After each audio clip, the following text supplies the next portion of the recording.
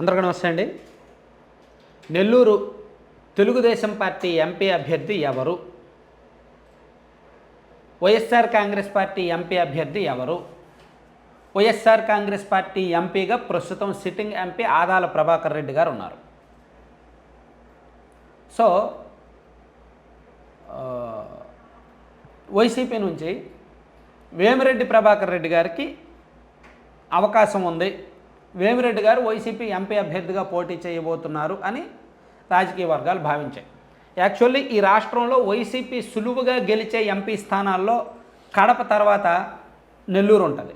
కడప, నెల్లూరు, రాజంపేట ఈ సీట్లన్నీ కూడా వైసీపీ ఈజీగా గెలవగలదన్నమాట. తిరుపతి, కర్నూలు, నంద్యాల అటువంటి సీట్లన్నీ వైసీపీ ఈజీగా గెలిచే ఎంపీ సీట్లు ఇవన్నీ. సో ఈ ప్రాంతాల నుంచి పోటీ చేయాలని ప్రతి నాయకుడు కోరుకుంటారు.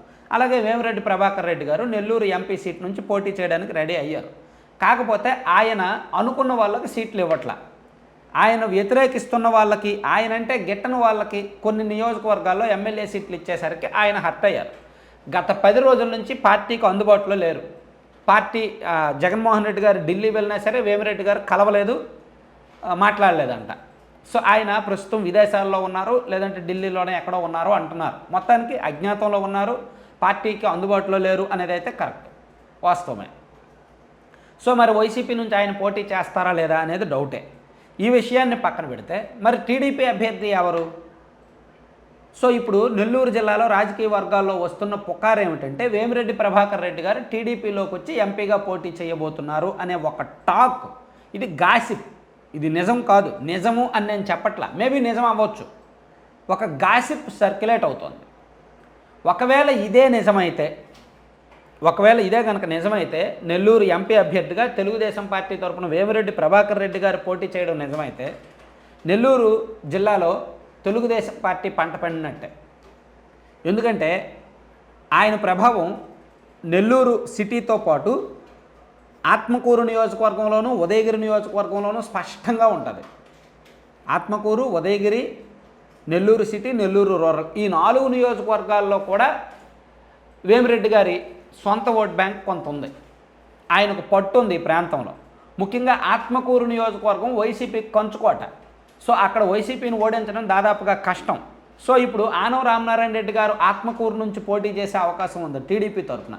సో ఆయన పోటీకి వచ్చాడంటే కొంచెం ఉదయగిరి, ఆత్మకూరు టఫ్ అవుద్ది. 2 పార్టీలకు కూడా టఫ్ అవుద్ది. కానీ వైసీపీకే ఎంతో కొంత ఎడ్జ్ ఉంటుంది. కానీ ఒకవేళ వేమిరెడ్డి గారు టీడీపీ తరఫున ఎంపీగా పోటీ చేస్తే ఆత్మకూరు సీటు టీడీపీ వైపు కాస్త టర్న్ అయ్యే అవకాశం ఉంది అనేది వీళ్ళు చెప్తున్నమాట. అలాగే నెల్లూరు రూరల్ కూడా టఫ్, టీడీపీకి అంత ఈజీ కాదు. అక్కడ రెడ్డి ప్లస్ ముస్లిం, ఎస్సీ ఈ ఓట్లు ఎక్కువ వైసీపీ వైపే ఉంటారు. సో ఆ విషయం తెలుసు కాబట్టే కోటమిరెడ్డి శ్రీధర్ రెడ్డి గారు కష్టపడుతున్నారు. టీడీపీ సింబల్తో మొదటిసారిగా పోటీ చేసి తన పట్టు నిలుపుకోవాలనుకుంటున్నారు.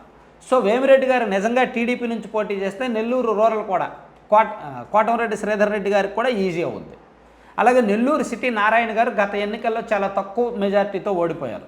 సో నెల్లూరు సిటీ వచ్చేసరికి అక్కడ కూడా ముస్లిం ఓట్ బ్యాంక్ ఎక్కువ, ప్లస్ రెడ్డి, కాపు, యాదవ ఈ కమ్యూనిటీస్ ఎక్కువ ఉంటాయి.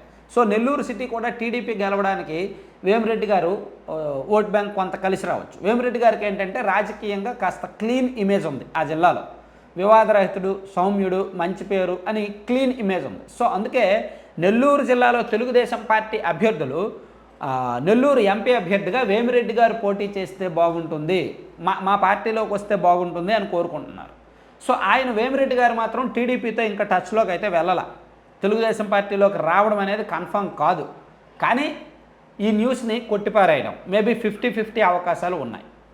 ఎందుకంటే ఆయన వైసీపీ మీద అలిగిన మాట వాస్తవం, వైసీపీ పట్ల అంత సీరియస్గా లేరు అనే మాట వాస్తవం, ఆ పార్టీకి అతనికి గ్యాప్ వచ్చిన మాట వాస్తవం. కాబట్టి దీన్ని ఈ రాజకీయ శూన్యతను తెలుగుదేశం పార్టీ వాడుకుంటే ఆయన టీడీపీలోకి తీసుకుంటే బాగానే ఉంటుంది అనేది ప్రస్తుతానికి చర్చలు అయితే జరుగుతున్నాయి. Thank you.